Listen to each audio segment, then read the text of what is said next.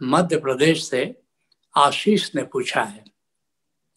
पूछते हैं, संसार और भगवान से नाराज अपने संबंधी को हम कैसे समझाएं।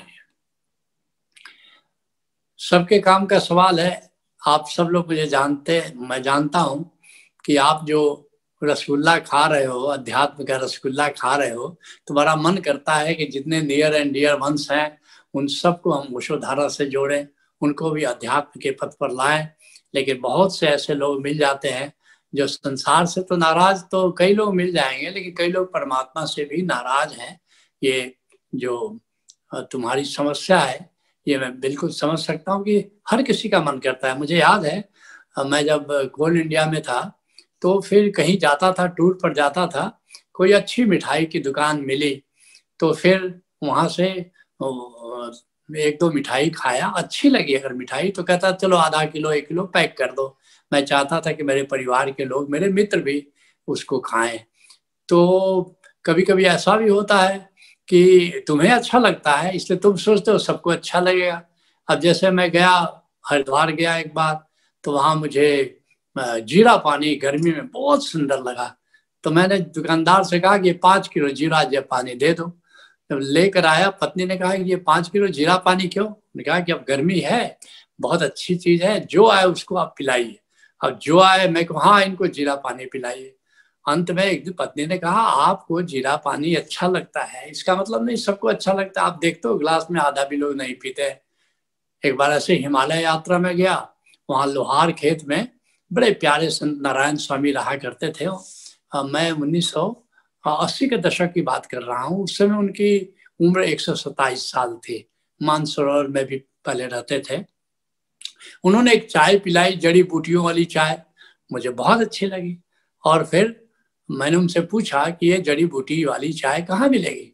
उन्होंने कहा ये तो मैं स्वयं बनाता हूँ। मैंने कहा किसी मिलती जुलती चाय? उन्होंने कहा हाँ, गुरुकुल कांगड़ी की चाय हरिद्वार से आती है, वो मिलती जुलती है। मैंने उसको भी पिया, मुझे बड़ा अच्छा लगा। फिर गया, अब क्या 5 किलो गुरुकुल कांगड़ी की चाय ले आया। और जो आए मैंने पत्नी को कहा कि ऐसा करो गुरुकुल कांगड़ी की चाय इनको पिलाओ। कुछ दिन पियो हो, 10-20 दिन तो ऐसे चला, लेकिन कहा कि आप देखते भी हो कई लोग 1-2 घूंट पी करके छोड़ देते हैं।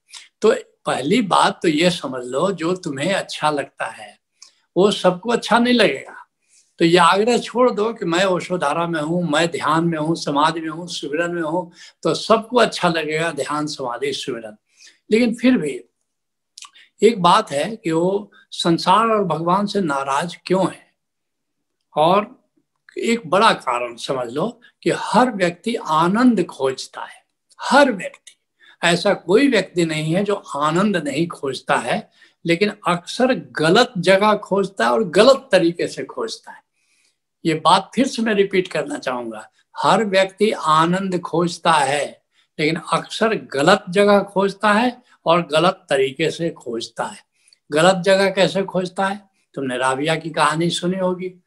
सुई खोज रही थी, धीरे धीरे गांव वालों की भीड़ लग गई। अंत में एक बुजुर्ग ने पूछा कि भाई ये सुई तुम्हारी कहाँ गिरी है? इतने लोग खोज रहे हैं, अगर सुई यहाँ होती तो मिल जाती। राबिया ने कहा तो झोपड़ी के भीतर गिरी है। कहा कि ये पागल तुम हो गई हो, अपने भी पागल हो गई हो, लोगों को परेशान कर रही हो।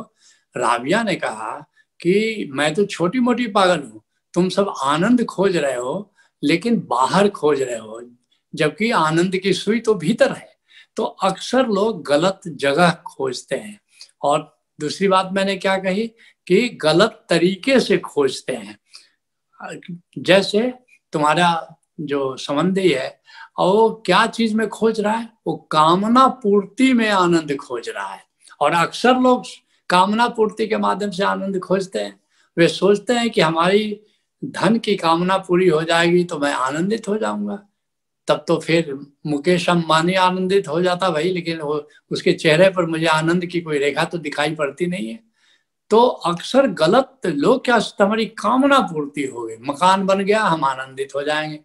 सबसे ज्यादा तो है कि शादी हो जाएगी तो आनंदित हो जाएंगे। एक शादीशुदा व्यक्ति मुझे नहीं मिला जो आनंदित है।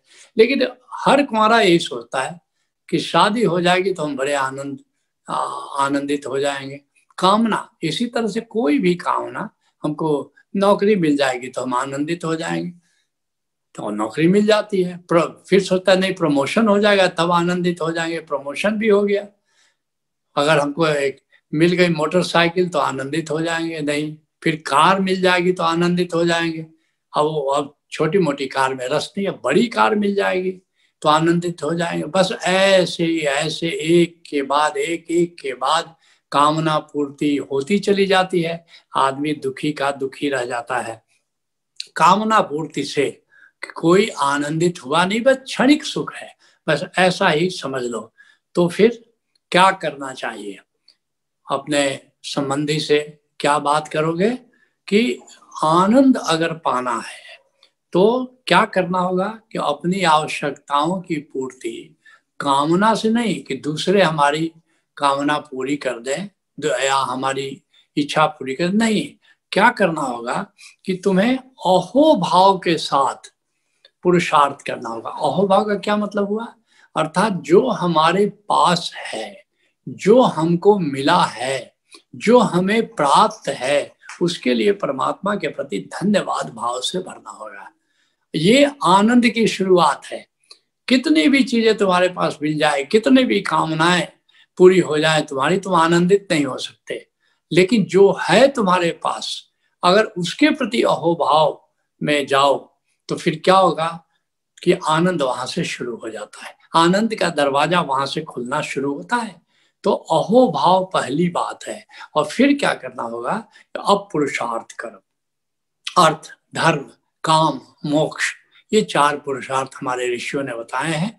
तो इसको करो। और फिर क्या करना होगा कि आनंद के लिए आत्मज्ञान प्राप्त कर दो, अर्थात जो मोक्ष की बात हम कह रहे हैं।